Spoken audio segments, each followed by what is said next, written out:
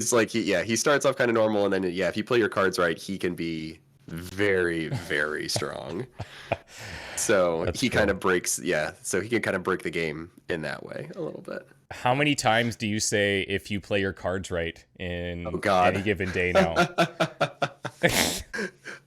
Probably fewer than you'd expect. Okay. Fewer than you'd expect. But yeah, I tend to do it I tend to do it unironically, and then she's Yeah. like, oh. Let's dive into your tweets. I've been looking forward to Yeah. this, and what's exciting. Have you still not looked through the thread? So, admittedly, right before this call, I opened them up and I've looked Okay. at the first handful here. Okay. Um, Okay. Cool. but I did. So you're on my tweet notifications list, Hmm. and so when you tweet, I get a notification from Twitter that Joe has tweeted, and a couple nights ago, I got a bunch. I got like 14, 15 notifications, and I was like, okay, it's time. Oh no. I had to ignore them all, sadly. But this is really cool. So thanks for taking the time to A, put together all these tips, and then B, to follow up. Yeah, absolutely. No, you kind of got ahead of me a bit with this with all of your videos of, beginner tips and advanced tips, and everyone else is jumping on the bandwagon, so I felt left out, and I had to jump in with my own. I've actually been putting this list together. I looked at the dates of like when I started jotting the notes down of, oh, it's like I should build a Twitter thread around this eventually. And it was back in, I think, September or October where I first started putting down some of the notes. And of course, some of the tips have come up a lot of the time. Sure. Just that, in the articles and the other videos that you and other people have published Yeah, for sure. since we launched. But it's hopefully there's some tidbits in there that people may not have been as widely disseminated. From your perspective, where you've been so tightly associated with the development of this game over the past several years, to now release hits and you have all of these videos of people releasing tips and advice for new players and things, is there anything that you've noticed as a common trend that has come up that you're thinking, oh, that's actually, yes, a really good point for new players, but you just kind of take it for granted because you've been so close to the project? Let's see. One for me would probably be just with salvaging cards. That's something that I do very, very naturally. But to like remind people of like, hey, salvaging is a thing in this game. If you are short on essence, you can salvage all of your abilities that you're not using, or for the heroes that you're using less. I think that's definitely when we were talking about the balance of the game. That was all, and the essence, like mini economy. That was something we discussed quite a bit. Of can we kind of rely on players to learn that salvaging is a thing and a way that we're expecting them to use to get the essence that they need for their upgrades and mods for the cards that they really like, especially once you get into a later game and you are opening gamma coils and you're getting a lot of duplicate abilities. At that point, it's like, yeah, you really don't need to hang on to everything. You can definitely salvage stuff and use that to help get more essence. I think for me as a player, the struggle is you kind of want to have one of everybody's cards available all the time, Right. just in case Right. you Just in want to case. shuffle around the deck. Yep. Yep. And then eventually you could say, all right, the maximum should be two of every upgraded card, because you can't have Exactly. more than two in your deck and one of the legendaries. So once you're at that point, then it's definitely safe to salvage any duplicates. But I guess even then, if you want to start adding mods to everything, you could craft completely different like modded versions of all the cards. So, I mean, yeah, you could go wild, but salvage is certainly something useful. Yeah, and then you also have having to theme your hunter. So if you want to go like a full dark hunter, but you're getting all Yeah. these light cards, like do you just salvage them or do you save them because maybe you want to slip one in there later? So like there Right. is that struggle. Well, and part of that was why we have the crafting as well. So that even if you do decide to salvage something in the short term to get an upgrade for a hero that you're really excited about leveling up, or really, just working on at the moment, or just your favorite character that you really like, then there's always crafting is always available to reacquire that card, even if you salvaged it. I guess that's something that I didn't have in my tip list, but this is a tip, would be as soon as you as a player see an ability card for a hero, as soon as it's been revealed to you, it is available for crafting. So if you see it in a gamma coil, even if you don't pick it, then you're still able to go and craft it. So even like with your gamma coil choices, when you have like new ability revealed for this hero, like great, you know about this ability now, you can go craft it if you have the blueprints for it. You don't have to wait for it to show up randomly in a coil down the road. I actually stumbled upon that organically in my Mm-hmm. Dark Hunter playthrough because I can't remember which card it was, but a hunter ability came up. I was like, man, that's really good. I don't know if I really want to pass on that right now. Right. I feel like I should just grab it because then I'll have it for later. But then I realized in the crafting area that it was available to craft, and I was like, that's awesome, because you don't feel like you're missing out, but you're still kind of at the whim of the randomness of the game, which is cool. Sure. So you still have to find the cards, but you're Right, you not have to find penalized them, for not but picking it. exactly. But once you found them, then it's like, okay, yeah, you can pick it right away, or you can just, devote resources to get to it later. Okay, so I guess that can go on Joe Weinhofer Pro Tips Part 2 Sure. whenever that happens. Yeah, I'll start another list. Okay, number 1, you said bring every hero on a mission at least once to unlock their research projects in the Forge. Each hero has a mini tech tree, and their first research is revealed once they go on any mission. Complete that first project to see the rest. From a design perspective, was this set up to just encourage variety, or how did you guys arrive at that? Yeah, absolutely. So, I mean, this, of course, has no connection in any way to research from XCOM. Yeah, yeah. XCOM 2. That was not a system that we enjoyed at all and did not just bring back the same system. Yeah, from Midnight weird. Suns. Very, very strange how that happens. But no, I mean, yeah, when we say mini tech tree, that's kind of very loose. I think every hero has 3 research projects, and I think Hulk has 2, since he's at the very end. But yeah, it's absolutely a way to encourage players to bring every hero on the missions, at least once. And over the course of the narrative, you will use every hero on a mission at least Sure. once. So this does happen organically, but it's like, especially at the early game, if you're wondering where it's like, hey, I saw, this other player online has this cool suit from, a Tony Stark or an Iron Man research project. Why don't I see that? Where is it? Why is it not available in my tech tree? Maybe you just haven't taken Tony on a mission yet. And eventually you'll get up to a point in the story where he's required on a mission, and then you will unlock the research and see it after that mission finishes. But if you want to front load it a little bit, if you know that there are projects upcoming, as soon as you bring a hero, then their first project will open up. The way that we put together the research descriptions and the notes about them, we tried to tie and at least associate the research with each of the heroes. So it will be themed around, Doctor Strange noticed this interesting thing with magic, and the research description will kind of give you a little bit of narrative about how they're interacting, and then you'll get something useful out of that. So it can be, sort of themed around magic, maybe her abilities for the research project outputs. I mean, eventually you want all the research, right? But I'm wondering, for you personally, like when you start a new run, is there any research that you're prioritizing? And maybe not, if you can even take it a step further, the opening few researches are pretty straightforward, and you're going to want to get all of them as quick as possible. But do you have any mid-game researches that you're quote-unquote rushing, or is that more of a kind of byproduct of just playing the game? And sometimes you may be doing like a themed run and you're unlocking different researches just because of the heroes that you're taking on missions, or... Yeah, it can certainly depend. And I guess the one thing we didn't talk about is all of the research projects have individual hero requirements. And that is a much stronger and more direct incentive for players to bring a wide variety of heroes on their missions. So I think for almost all, if not all, of the first research projects, the requirement is just to bring this hero on a certain number of missions. And the game will actually track those even before you've unlocked the research. So if there's a research project to, bring Spider-Man on 20 missions, that's not actually one of them. But if you've done that before you see the research, then when the research pops up, the requirement will already be completed. So the game will track your progress on all those things kind of behind the scenes until you see it. So you don't have to be like, gosh, I've been playing with Spider-Man for so long, and now I've got this research, and I have to do all of these missions all over again. We wanted to avoid that. Sure. But it's very intentional to say like, oh, I've got this research and it's themed around Nico, and I need to upgrade 2 Nico abilities, or I need to go on a mission with Ghost Rider 3 times, or craft one of his abilities.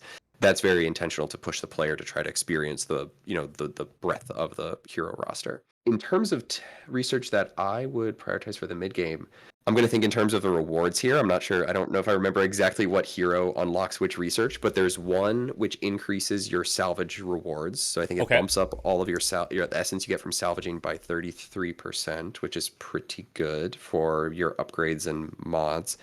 I definitely prioritize Ghost Rider has the tech for unlocking the armory, which gives you your Midnight Sun challenges and eventually your Midnight Sun suits and the legendary abilities. And the hunters is unlocked kind of for free by default. So if you want to beeline for the hunter getting Bladestorm as their first kind of the power branch legendary ability for the hunter, that's a fantastic one to go for early and then kind of see that system and what the Midnight Sun Challenge puzzles are kind of all about. Let's see. I would definitely prioritize Shove in the yard. I know that's kind of been widely acknowledged at this point, but that Shove is amazing and Yeah. extremely powerful. But the Crucible is also a really good one to go for. That's how you get access to the persistent mod system. So that's a great mid to late game upgrade to go for. In the War Room, I'm pretty sure there's an upgrade that improves the amount of intel you get out of every intel cache. Yeah, that's So true. that's another good one, just to like make intel caches better. You could just run more hero ops, do more of your mission challenges. Those are all solid picks. And then eventually, I guess once you get to the late game, the final Foundry upgrade, which gives you 5 cards to choose from Gamma Coils. That's Oh, okay. always really nice. That's a And tease. I like that. there's eventually one, which I'm sure you'll appreciate this. There are two, both pretty late game upgrades for the Abbey that you get from research. One lets you re-roll a single card from every Gamma Coil, and another lets you re-roll a general mission on the Oh, table. wow. Okay. Yeah. So if That's there's a cool. general mission where you're just like, I just don't want to go on a mission with this hero, or I don't like this reward, this is kind of useless right now, or this objective, you can just re-roll it and you'll get another one. Yeah, there's a couple things in there that you mentioned I just want to follow up on. You talked a couple of times about increasing salvaging rewards, then increasing the amount of intel that you can gain. Mm-hmm. And I think one of the pulls of Midnight Suns for me is that balance of I need more essences, but I also need more intel, but I also need more credits, but I Right. also need this. What kind of struggles did you guys have implementing all of these different systems so that players would feel that urgency to have to make tough decisions about I need this, but I can't get that right now. I have to prioritize this. Like, can you just talk about how you guys design that a little bit? Yeah, it is a long and complex process. I mean, that the feeling that you're describing is exactly what we are going for. Yeah. And that goes all the way back to XCOM Enemy Unknown and XCOM 2. Like that is absolutely the feeling that we want, just as like a broader strategic design goal for players when they're looking at their mission selections of, all right, great, you're picking between a huge selection of rewards and you should want all of them. It's just you have to then decide which one do you want the most right now. So over the course of development, it's an ongoing process of kind of the economy balancing of ensuring that the amount of every reward that we're giving from the missions is kind of comparable in its quantity to everything else, so you don't feel like one is just kind of like more like overpowered as a reward than others. Or if we gave you 500 credits but only 20 essence, then you're probably more inclined to just take the credits because it's such high value every time you would pick it as a reward. Right. So there's an element of making sure that they all feel comparable and then balancing all of the things that you're spending those resources on.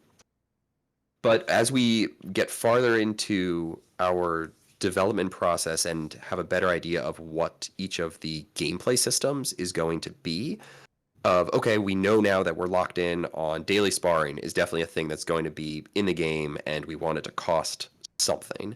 Or upgrading your hero abilities is definitely a system that we're going to have. Open your gamma coils, starting your research. There's a lot of trial and error really on what resources are where and moving things around of what costs, how much, and making things more or less expensive. So it's really a trial and error. I'm just that process of playing the game a lot, getting feedback from a lot of people to find out, are they feeling that tension of, do all of the resources feel valuable? Do they all feel like they have an intended purpose? I mean, yeah, we've moved stuff around so many times. I'm pretty sure at one point you actually had to pay to start research projects, like research cost credits as well. Oh, okay. I think upgrading abilities cost credits at some point.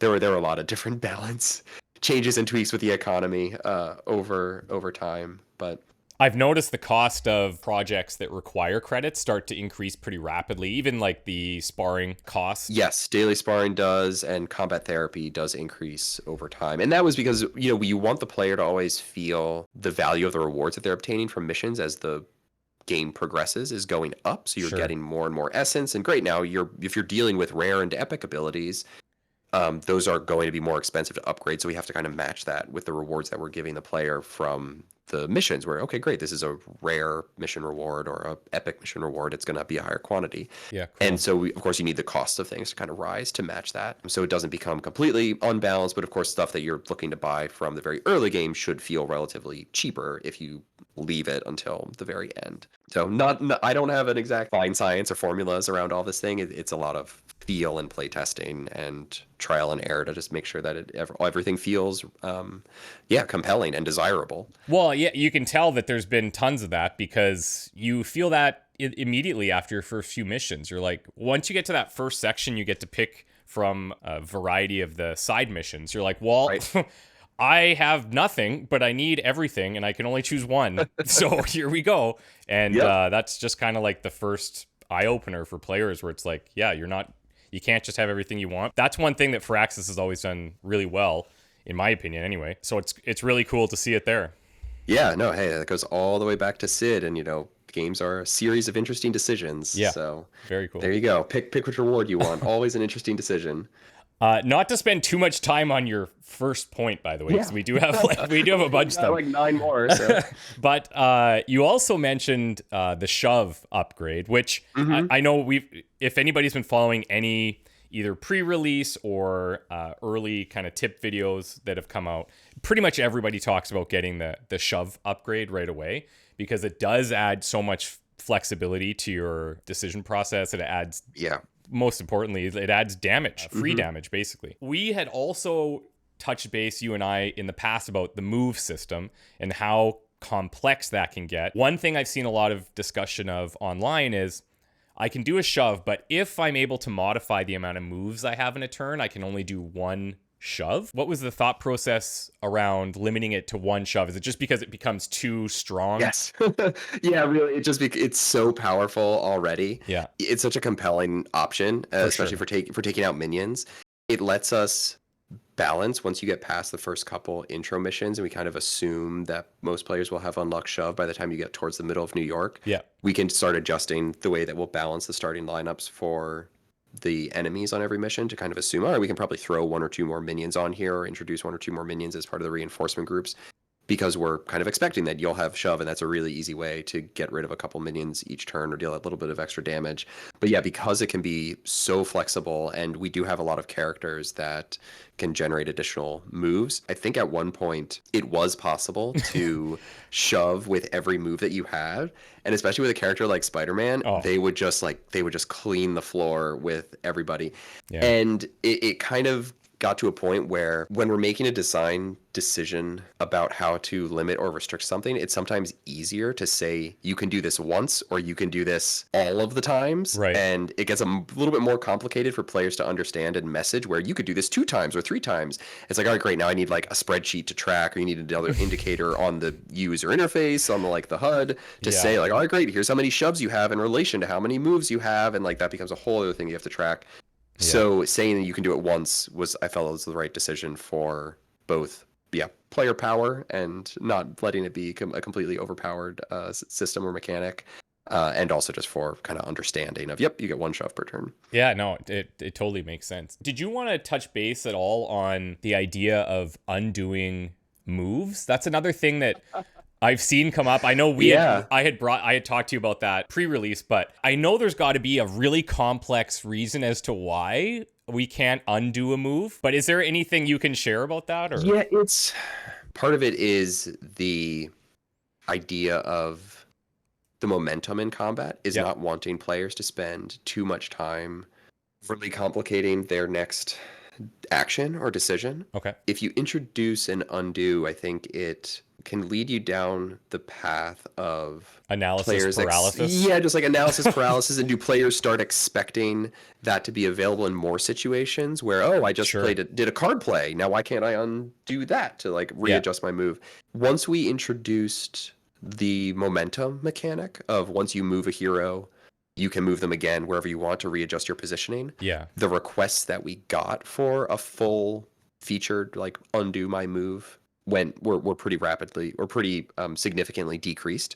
I do understand that there's certainly still a use case for it, where if you want to move a hero to try to line up, an AoE attack, or especially with Captain Marvel or Ghost Rider with their line AoE abilities, you could certainly move and then get into a position where like, okay, this really isn't what I wanted to do.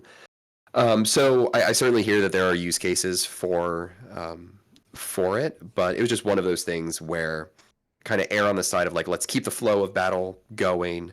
Once you commit to a move, commit to an action with a hero, yeah, you're like you've committed to it. We'll let you adjust and let you kind of manipulate using momentum if you want to move around and pick a different environmental angle, pick a different knockback angle. But yeah, I think it was mostly a decision around trying to avoid that analysis paralysis. And we always want combat to feel pretty quick and snappy and punchy.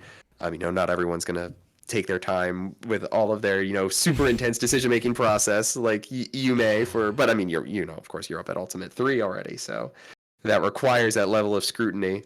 Oh yeah, the like the mission starts and you don't make a move for 10 minutes analysis. Right, yeah, exactly. Yeah. No, that's fair though, and I think that what the point that you made about how when you play a card you can't undo a card, it does play into that nicely. So there is at least an alignment there. So sure, I can believe in that. That's cool. Your second point is heroes are going to earn a small amount of friendship boost by going on combat missions with the hunter. If the hunter isn't on the mission, well, it's hard to become better friends with someone who isn't there. This was really cool because in any mission over the opening, let's say 5 or 6 hours, once you start getting into side missions, I personally noticed, I was like, well, sometimes I'm getting friendship, sometimes I'm not. And it's not explicitly stated to the player, I don't think, that it might be buried in a tutorial pop-up somewhere. Maybe. If it is, I perhaps missed it, but you do notice after the mission, you get the couple of friendship XP things, but this is kind of an interesting, maybe counterpoint to the first tip that you brought up, because this does encourage bringing the hunter on more missions, but you also want to have variety and getting other heroes out there. So over the course of a campaign, obviously all this friendship XP does add up, but what was the kind of deciding factor to decide to boost friendship XP this way by encouraging more of the hunter use? Like, were you also thinking maybe there's so many hunter cards that players are going to need and want, so you do also want to encourage the hunter usage? They are the main character, obviously. Where do you stand on that? Really, this came down to a balance question, I think, where we had some initial early user tests, and the feedback we got was it was just extremely hard to level up friendship with heroes. Like, we had playtesters getting to the very end of the game and didn't have any heroes at maximum friendship level. Okay. And like you suggested, the hunter is the player character, so we assume that most players will automatically gravitate towards taking the hunter on the vast majority of missions. So it was added as, just kind of a small kickback reinforcement of giving just a tiny bit of friendship XP when the hunter is on a mission with a hero to give you some of that kind of passive friendship generation. So players over time could kind of back into increasing their friendship levels with characters, even if they're not 100% engaged with the deep mechanics of the rest of the friendship system. At least it would, hopefully over time, the player would start earning friendship levels with their favorite heroes and the ones that are taking on general missions most frequently. Cool. So it's a small boost, but as you said, it definitely adds up over time. And I think that the little thematic, narrative connection of these heroes are going on missions with a hunter. Of course, it's going to boost their friendship. Like, they're fighting alongside one another, just the same way that they're hanging out together in combat. Yeah, it makes sense. I was unsure in any pre-release chatter that I saw. People were saying like, I'm just going to run all of these non-hunter heroes, and I'm like, that's cool. And I was like, I probably will do that too. But when I learned this, first of all, I've started really just loving the hunter. I'm playing a light hunter and a dark hunter in 2 separate playthroughs. And the play styles are so different there that you kind of have to take your hunter out a lot just to unlock cards, because there's there's so many 30 hunter cards. You got to be out there earning these cards, especially if you're doing a themed hunter run. So like that just further amplifies the fact that your hunter should be on these missions, and the hunter's fully capable too. So like from a design perspective, where you guys are coming up with this brand new hero to make them interesting and useful, I think you guys have nailed it.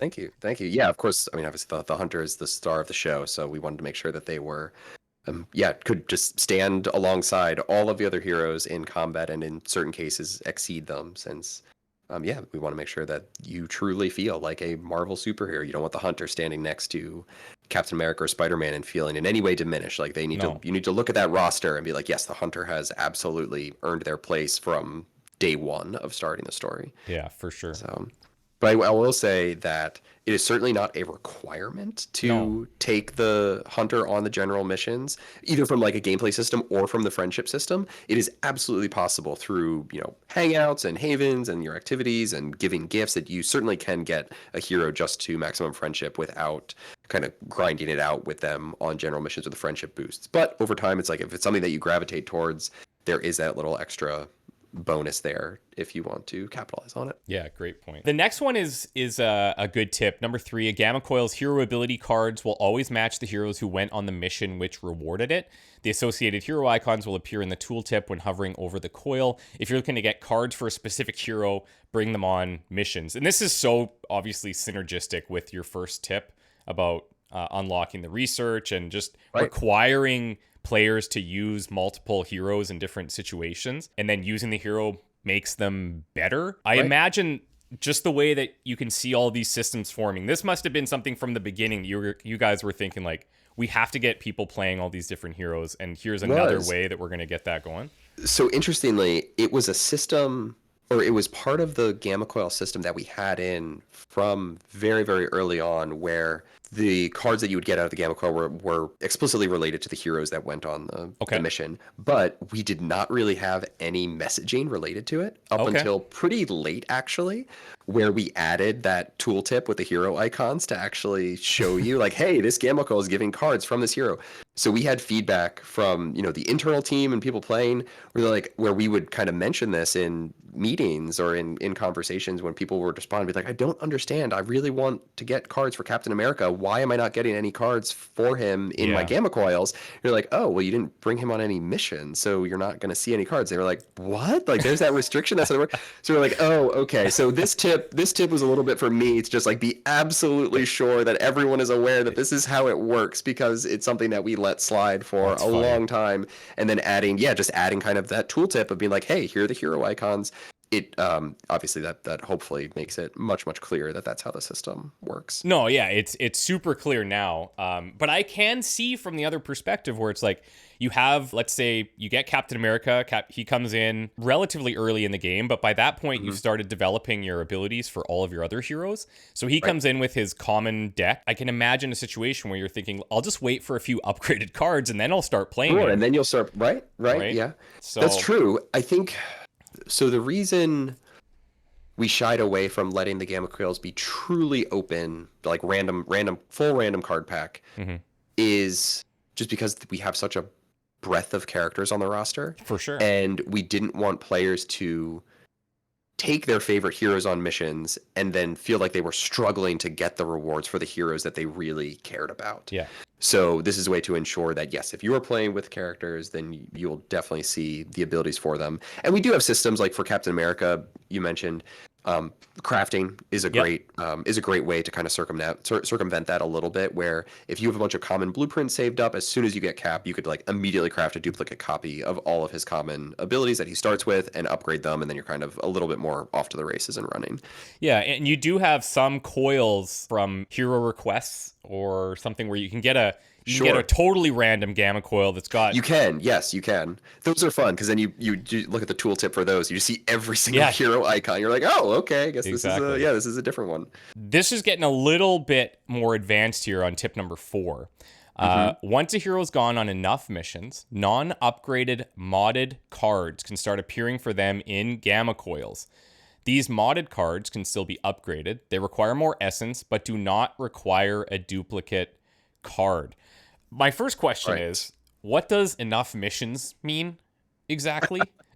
And can this appear before the, I believe is it the Crucible? I think it's called Crucible. Yes. So they can appear before the Crucible is constructed. Honestly, I have to look at what the gameplay condition for this is. I think it's you must have completed around, I think it's 20 total missions. Okay. So you get, assuming that you'll be pretty deep in the game, something around there. Yep. And then it's also hero specific, where an individual character has completed 5 missions. Gotcha. So those numbers might not be exactly correct, but the idea was this is a mid to late game system. Yep.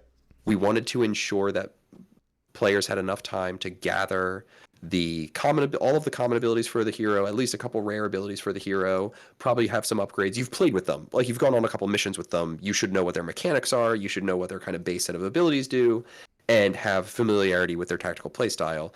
Then it becomes more acceptable to start introducing, additional random mechanics on top of that.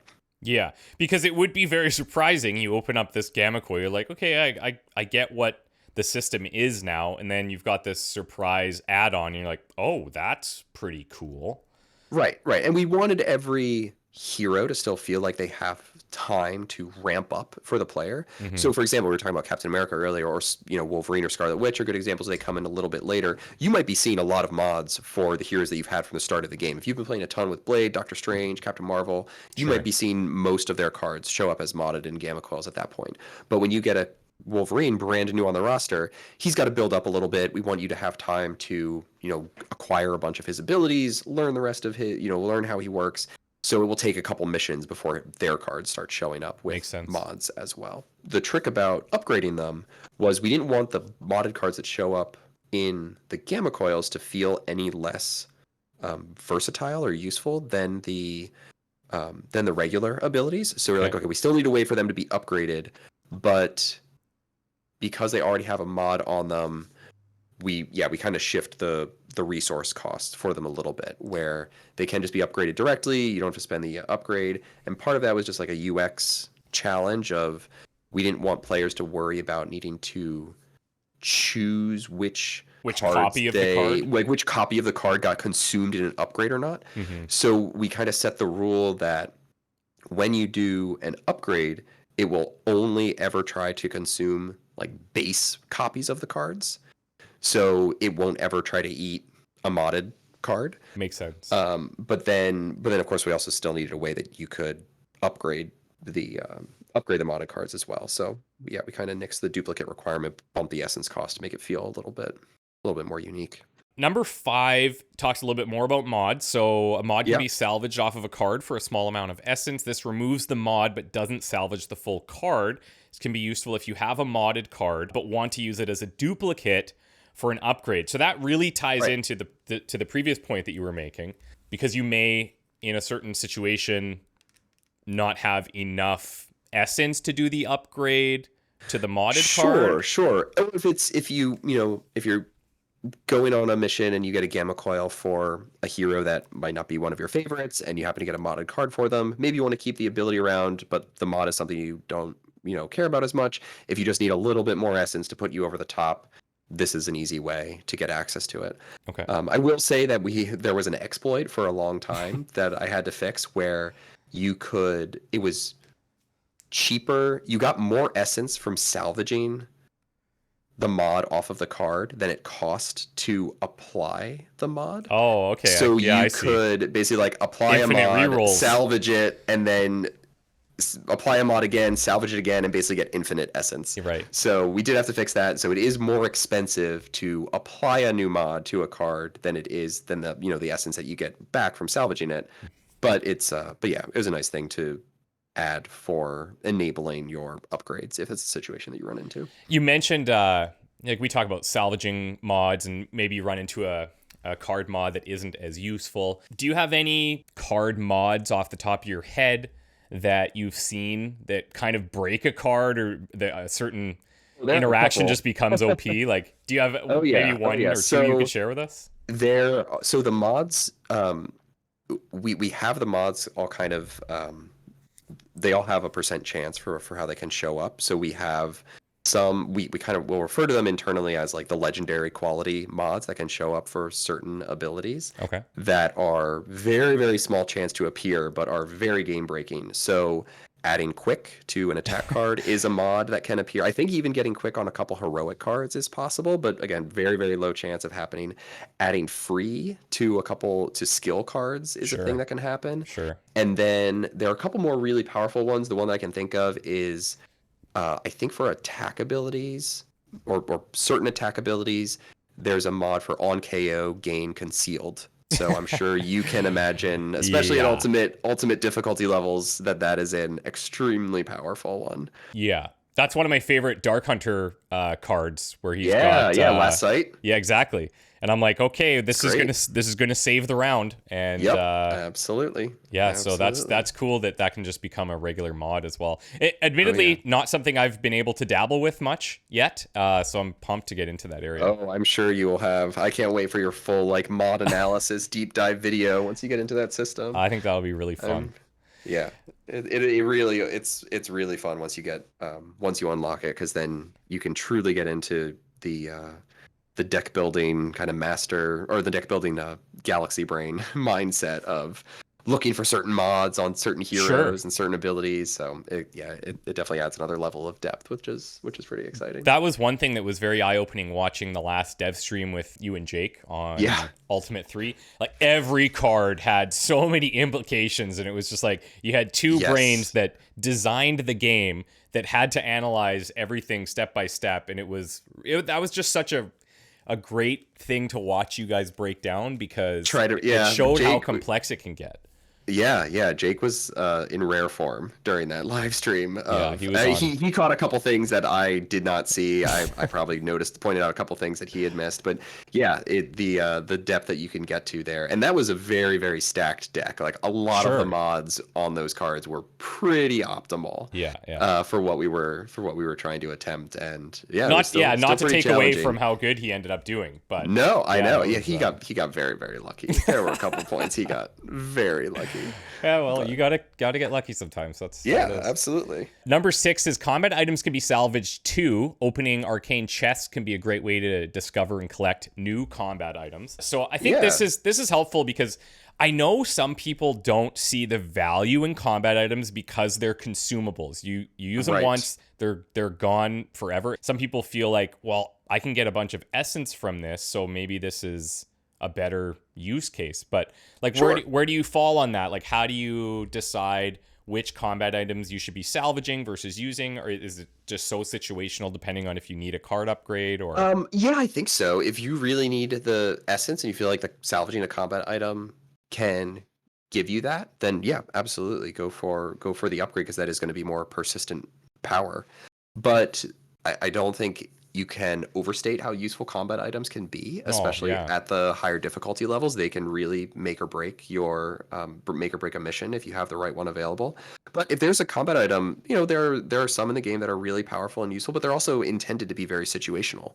So if you have a hero squad or kind of configuration that you really enjoy running with, and the combat item just doesn't make sense for that group of heroes or the way that you are planning to approach your combat mission, then yeah, if you don't feel like you're going to use it, or if it's a common combat item and you've just got a better version, like there are a couple items that are strictly upgrades over other combat items that you'd sure, see in the early game. Like I think there's one that's draw a card, and there's maybe one later that's a rare and epic combat item that's draw 2 cards or draw 3 cards. So it's like, yeah. yeah, sure. At that point, if you've got the more powerful one, you can certainly salvage the cheaper one. So Number 7, I love this. So using all steps of a chain ability which apply a status effect against a single target will stack the effect. Exclamation point. Each chain in the attack counts separately. For example, using Blade Strike with chain 2 and apply 2 bleed on one target will result in them having 4 bleed. Now, the question that I have about this, first of all, I think bleed is one of the strongest things in the game, and I think generally people might overlook bleed because it's not. well, you're also playing on very high difficulties where the enemies have a lot of health. Yeah, So like it's you definitely need it. much more relevant, where it's like, yeah, it's gonna be super, super useful at that point. Yeah, it's super useful. The question that I have about this, though, is that I feel like you guys have gone against the traditional way that some of these things can stack, where Hmm. I would say certain games, if they can stack bleed like this, it's going to stack the bleed amount, not the number of Right. occurrences. What was the deciding factor for you guys to go this route versus stacking the amount of bleed? I'm assuming it's just that it would just get so insane that the bleed becomes way too powerful. That's part of it. I think it was Gosh, it's like I feel like this was a decision we made a long time ago where a lot of the status effects in the game just stack their duration Yep. as opposed to stacking their effect. And I'm sure we had an extremely good use case and like balance reason for doing that early on. It was probably just, yeah, it's like stuff could get so overpowered and so crazy if you ended up stacking these effects. Hmm. And stacking the duration in this case feels elegant to me as a design solution of Yeah. yes, every step in a chain attack is kind of its own little mini attack. So of course if you well, we don't want the players to feel like there was any lost value by spending all of your chain attacks on a single target as opposed to multiple targets. Because if you attack, if Blade has chain two and you attack two different targets, then both of those targets will have two stacks of bleed on them or two stacks of, whatever status effect or debuff. Hmm. And we didn't want it to feel like you lost anything by choosing to focus all of your attacks on a single target, because that's the point of the chain abilities, is they're supposed to be very flexible, where you can choose how to distribute your attacks around. Yeah. And with the status effects stacking their duration as opposed to their their power or their effectiveness, it didn't become that difficult of a choice to say that we certainly can allow for bleed. I'm sure there are numbers that can get kind of ridiculous after a certain point where you end up having 12 stacks of bleed on a character. Yeah. But at the higher difficulties, like, that's absolutely a strategy. That's something that you will want to do and capitalize on and can be very effective. And there are a couple of abilities in the game.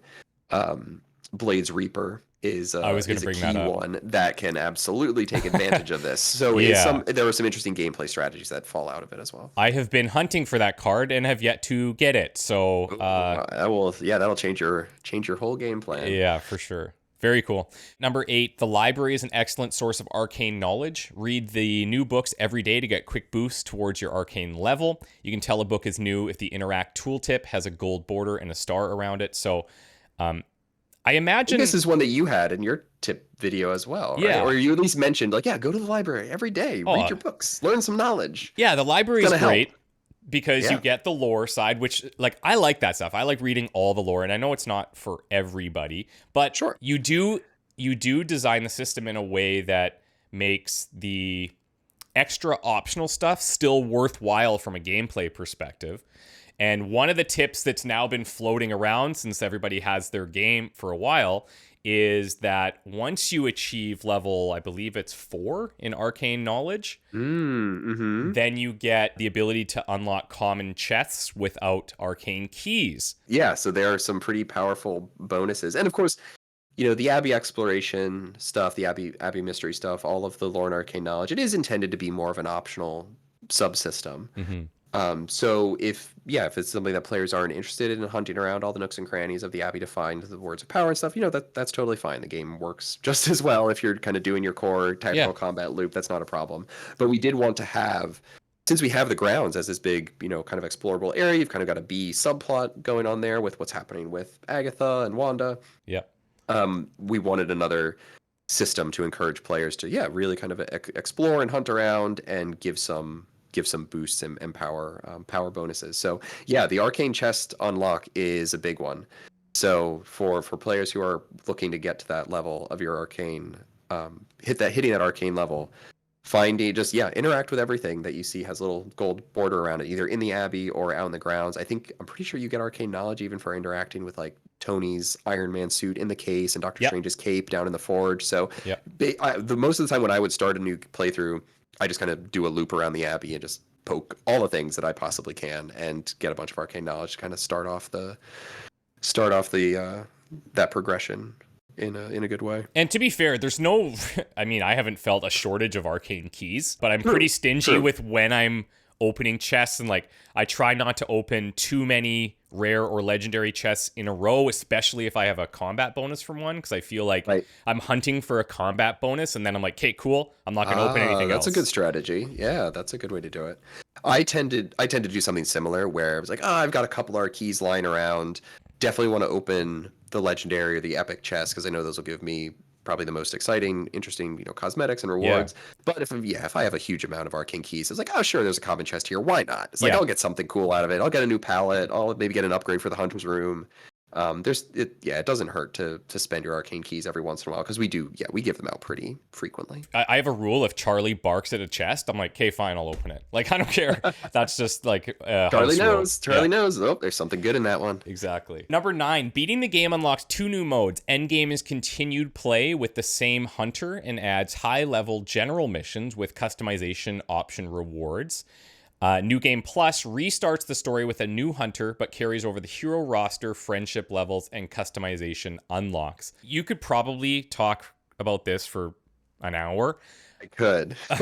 Why did you guys, or how did you guys land on not carrying over, let's say, card upgrades versus having the player then start to rebuild their deck? Because for me, anyways, I love the new feeling. I love starting fresh and rebuilding. That's part of the game for me. But I can imagine from a New Game Plus perspective, that was not an easy call. No, it was definitely a split decision, and it's something. I mean, we're definitely still seeing all the feedback on it and thinking about how we would want to approach a system like that in the future. Mm-hmm. I think giving players more options is never a bad idea. But in this case, we thought, collecting your hero ability, earning your hero abilities, upgrading them, it's such a core part of the progression of the game.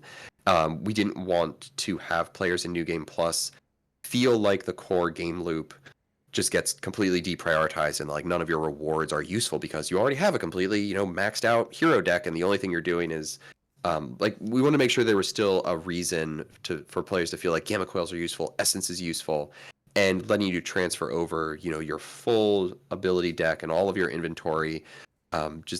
It kind of minimizes that need. Now, I do hear like the other side of the argument is, of course, very, very valid but sometimes you just want to have all of your superpowered stuff and just stomp over everything. And that's how you can play at Ultimate 3 and feel, confident and comfortable. And I absolutely hear that side of the argument as well. If I was able to go back in time, 2 years ago and decide how we're going to approach this again, I probably would have made it a player option to just choose, like, do you want to carry over your abilities or not? But you do have the end game there anyways. So like if Right. And that was, and that was always kind of the counterbalance. So for me, it was really, really important that we let the player continue playing in their campaign with their hunter, with their hero roster, even after finishing the story. And this is something that we did in XCOM, I think, kind of out of necessity, where if you wanted to play War of the Chosen stuff, you have to restart a new campaign and go through and start everything over. Yeah. But in this game, because the roster is so big, you've spent so much time investing in your hunter and in your relationships with these heroes, with your friendships, your abilities, being able to continue and playing with them as you get into the post-game mode, I think was something we really had to allow players to do. Yeah, really, really good decision there then. That's awesome. Yeah. And then we have a couple a little treats in there at the end where if you can tackle the really difficult end game missions, then there are some cool customization options for the hunter that you can earn through that. Okay, neat. Your last tip, well, technically you have a bonus tip here, but number 10, the maximum level heroes can reach by training in the threat room will rise over time, so the max matches the highest hero level on your roster. The mission description text sort of implies the max level is locked, but it's not. It will scale as your heroes level up. I literally just had my first threat room XP session. I brought Spider-Man in there because he's been lacking for me. I haven't given him any love really, and it was really fun to just go in there and just see what you can do. But you're right that it did describe it as the max level. I think for me at the time was 12. Yeah, I saw some reports there where it's max level is 12. You're like, oh, well, this, I'm never going to use this again after I get any hero past level 12, because why would I? Right. But so this just clarifying that yes, the level will rise over time for whatever the current highest leveled hero on your roster is. So once you get someone up to 13, 14, 15, and beyond, it is intended to be a way that you can catch up other heroes if you want to, or just, test out their deck, test out their abilities. We will say Threat Room can be pretty broken. Once you have just a single hero there with only their 8 ability cards, you can really start synergizing with, every hero is built to kind of synergize with themselves in a certain way. And when you take out the other 2 heroes from the squad, it can get pretty wild. So Threat Room is very, very fun to experiment with. In addition to just power leveling, I think I gained 3 levels on Spider-Man in one Threat Room mission. Oh wow, these are early. Awesome. These are early levels though, right? So later on, it takes a lot more time to get from level to level. But what it also does is it forces you to learn a new hero that you may not be as comfortable with, and you're going to go into these threat rooms having to only use their cards, not think about anything else. And it's a really good teaching opportunity for players. So I think it's a great inclusion. My bonus tip is pretty simple. It has definitely been said before, and it will be said again. But always pet your dog. Charlie is a good girl, and she will give you treats for pets. So yeah, do not discount petting her. And I guess the one point of clarity that I'll add here, of course, you also have Ebony, who's the cat who's I on the was ground. good. So you I can was find wondering if there her was some and love pet her for as Ebony. well. Yeah. Oh, of course. Yeah. I mean, I am a dog person, not a cat Me too, person, me too. but Ebony does give you some pretty fantastic rewards. The one thing that I'll clarify with this one is you should pet Charlie every day, but you do only need to pet Charlie once a day. So the rewards that she gives you are limited to just one a day. So as long as you remember to pet her once, then you've done your gameplay due diligence for the day, and just check back the next day, and she'll give you an additional treat. But of course, you can pet her as often as you want. But it is a one time per day gameplay bonus. Joe, thank you so much for taking the time. I know this Absolutely. went maybe a little bit deeper than we both had intended, but I could nerd out about this stuff all day long. So I Me too, really man. appreciate No, you taking the time. absolutely. Always happy to chat about the game. Good talking to you. Take care. See ya.